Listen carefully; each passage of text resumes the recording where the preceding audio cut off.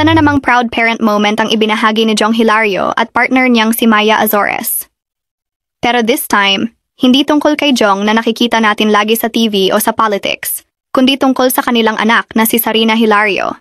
Sa Instagram page ni Sarina, makikita ang caption na nagsasabing, ito ang kanyang first ever musical play. At grabe, kung gaano ka-proud ang kanyang mga magulang, ganoon din ang tuwang naramdaman ng maraming netizens na sumusuporta sa kanila. Imagine nyo, unang musical play pa lang ni Sarina, kitang-kita na agad ang kanyang confidence sa entablado. Ayon sa caption, thank you Kid Selens and all her teachers for guiding her through this milestone and making the experience so special for all of us. Makikita natin dito na hindi lang si Sarina ang nagsikap, kundi pati lahat ng kanyang classmates na nag-memorize ng lines, nag-practice ng songs, at nag-rehearse ng dances. At syempre bilang bata pa lang sila, malaking bagay na maituro sa kanila yung discipline, teamwork, at creativity. Kaya naman saludo rin tayo sa mga teachers na nagturo at gumabay. Enjoy the show!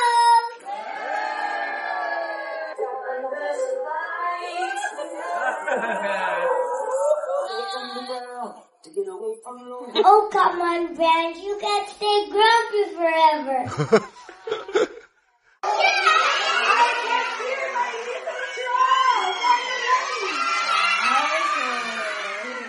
Go, Poppy. Good morning, everyone. Welcome to Stage Stars. Alright, it's party time. Who's ready for the best party ever? Yeah! Woohoo!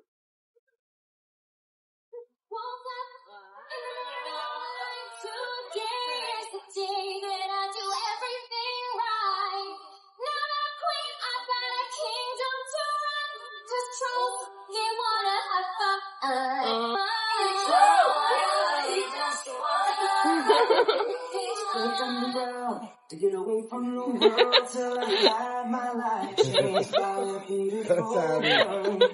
Just need the guts to tell her that she's the one to know.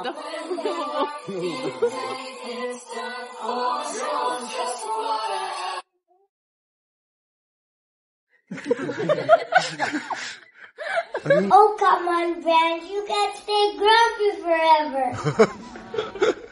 No more hugs, Poppy. I'm not into that stuff. I like to keep my emotions in check. You'll come around, I know it. Your true colors shining through. I see your true colors, and that's why I love you.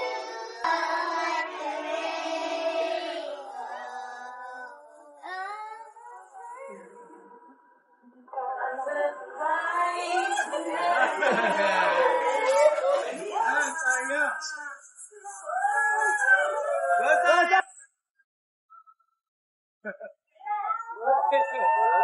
It's sorry. Yay!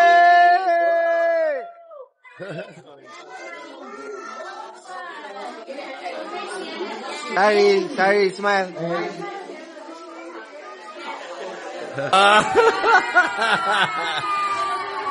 Yes, daddy. Congratulations.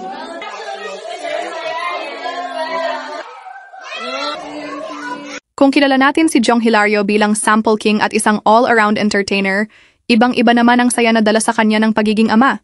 Sa bawat milestone ni Sarina, laging nandyan si Jong at Maya para magbigay ng suporta at cheer.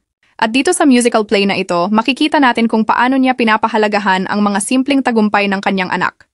Hindi naman kailangan grand stage o malaking production para maging proud. Kahit sa school play lang, ramdam na ramdam yung fulfillment ng isang magulang. Sa murang edad ni Sarina, marami na ring netizens ang humahanga sa kanya. Madalas kasi nakikita natin sa kanyang social media ang mga videos kung saan kumakanta siya, sumasayaw, o minsan nagjo-joke pa kasama si Daddy Jong. Para bang mana talaga sa ama pagdating sa pagiging performer. Pero beyond talent, napapansin ng marami yung kanyang confidence at pagiging natural sa stage.